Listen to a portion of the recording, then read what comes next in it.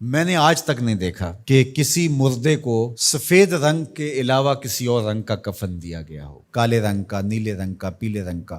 حالانکہ شریعت میں جائز ہے، کوئی سیاہ رنگ کا کفن دے دے جائز ہے، نیلے رنگ کا کفن دے دے جائز ہے، لیکن حضور کا ایک فرمان کہ اپنی مسجدوں کو زینت سفید رنگ سے دو اور اپنے مردوں کا کفن سفید رنگ سے دو۔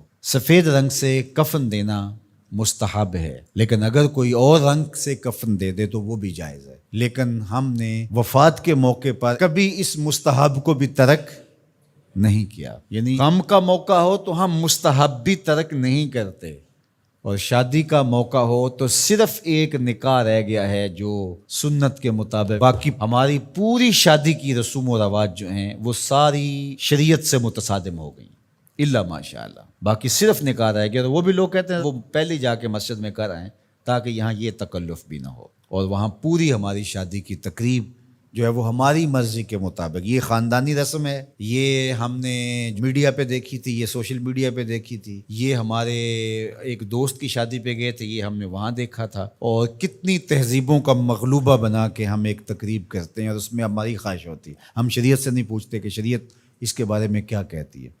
تو کیا اسلام غموں کا مذہب ہے، دکھوں کا مذہب ہے؟ خوشی کے موقع پر آپ اسلام کو نہیں بلائیں گے؟ آپ مجھے غم کے موقع پہ آواز دیں، فوتگی کے موقع پہ آواز دیں، میں چلا آؤں، اور جب شادی ہو تو آپ مجھے کارڈ ہی نہ بھیجیں، تو میں کہوں گا کہ میرا آپ سے صرف یہی تعلق ہے۔ غم کا موقع ہو تو آپ شریعت کے مستحب کا بھی خیال رکھیں، اور شادی کا موقع ہو تو آپ شریعت کی پرواہ نہ کریں، تو یہ تو پھر آپ کی مرضی کا دین ہوا نا، جہاں چاہا اس کو پسند کر لیا، جہاں چاہا دین کو چھٹی دے دی۔ کاروبار میں، اپنے طرز زندگی میں، اپنی سیاست میں، اپنی پارلیمنٹ میں، اپنی کچہریوں میں، اپنی عدالت میں، اپنے میڈیا ہاؤسز میں کہیں دین نہیں ہے۔ دین کہاں رہ گیا؟ اللہ اکبر۔ اقبال نے جو شکوہ میں کہا کہ اگر مسجد میں صف آ رہا ہوتا ہے تو غریب، دین غریبوں کے پاس رہ گیا۔ دولت بڑھتی جاتی ہے تو دین بھی مرضی کا ہوتا جاتا ہے۔ مولوی صاحب کو پابند کرنے چاہتے ہیں لوگ کہ آپ اس طرح کا دین دے جس طرح ہم چاہتے ہیں، تو یہ تو اپنی خواہش اور آرزو اور تمنا کا نتیجہ ہوا۔ تو اللہ فرماتا ہے پھر یہ کیا ہوگا اگر تم ایسا کرو گے تو آخرت رہی، وہاں تو اشد عذاب تمہیں ہوگا ہی، دنیا میں بھی تمہارے لیے خزی رسوائی ہے۔ اور آج ہمارا مسئلہ کیا ہے؟ آج ہم نہ دنیا دار ہیں نہ دین دار ہیں۔ کافر تو سیدھے سیدھے کافر ہیں، اور اپنا ان کا نظام ہے، اور اس نظام کے مطابق چل رہے ہیں، اور ہم کیا ہیں؟ ہم رادے بٹیر اور رادے تیتر۔ کبھی ہم کہتے ہیں ہم مسلمان ہیں، اور کبھی کہتے ہیں نہیں ہم جدید تہذیب کے نمونے ہیں، اور ہم اس صورت کے اندر اپنے آپ کو دکھانا پیش کر رہے ہوتے ہیں۔ تو ہماری شکلیں روز بدلتی رہتی ہیں۔ مسجد میں آتے ہیں تو ہم ٹوپی پہن لیتے ہیں، اور پھر ہم ٹوپی بھی وہیں چھوڑ جاتے ہیں، اور میں کہتا ہوں نماز بھی وہیں چھوڑ جاتے ہیں۔